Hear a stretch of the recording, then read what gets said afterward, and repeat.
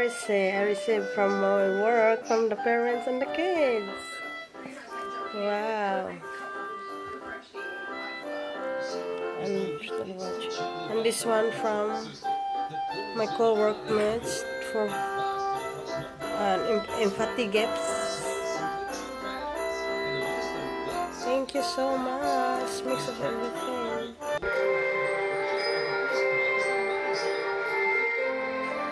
Merry Christmas.